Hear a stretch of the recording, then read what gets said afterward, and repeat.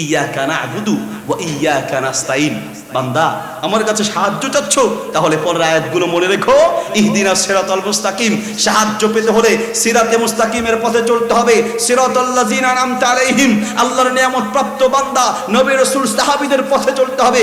গায়রিল মাগদুবি আলাইহিম ওয়ালাদ-দাল্লিন, কোন ইহুদি আর খ্রিস্টান, এই ইহুদি গজবপ্রাপ্ত খ্রিস্টান গজবপ্রাপ্ত পথভ্রষ্ট এদের পথে চললে সাহায্য পাওয়া যাবে না, ঠিক কি না? সাহায্য যদি পেতে চাও তাহলে ইহুদি খ্রিস্টানের পথ থেকে বেঁচে থাকতে হবে। ভাই আমার, সময় খুব সংক্ষিপ্ত। প্রথম কথা হলো আমার রব্বু, যদি জবাব দিতে হয় রব্বি আল্লাহ, আল্লাহ আমাদের রব, তাহলে চলতে হবে আল্লাহ সুবহানাহু ওয়া তাআলার পথে এবং এবং আল্লাহ সুবহানাহু ওয়া তাআলাকে রব মেনে চলতে হবে।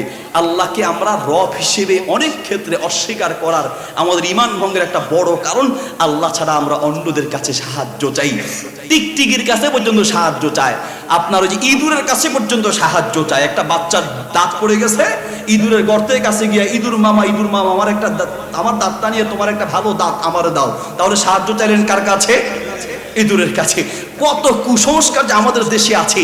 ছোট বাচ্চাকে যে রুমে রাখে, বাচ্চার ওই রুমের সামনে দরজার পাশে ছাই রাখে, আগুন রাখে।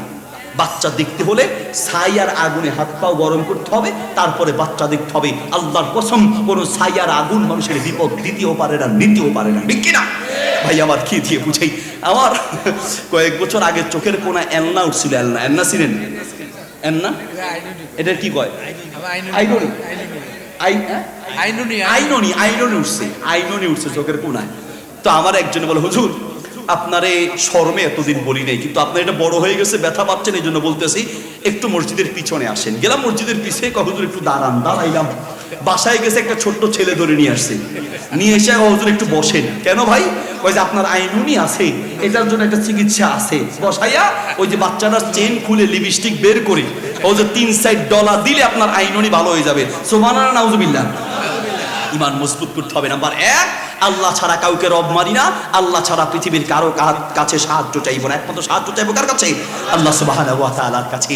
যদি সত্যিকার অর্থে আল্লাহর কাছে সাহায্য চাইতে জানি, যেই আল্লাহ নবী রাসূলদেরকে সাহায্য করেছেন সেই আল্লাহ আমাদেরকেও সাহায্য করতে পারেন, ঠিক কিনা?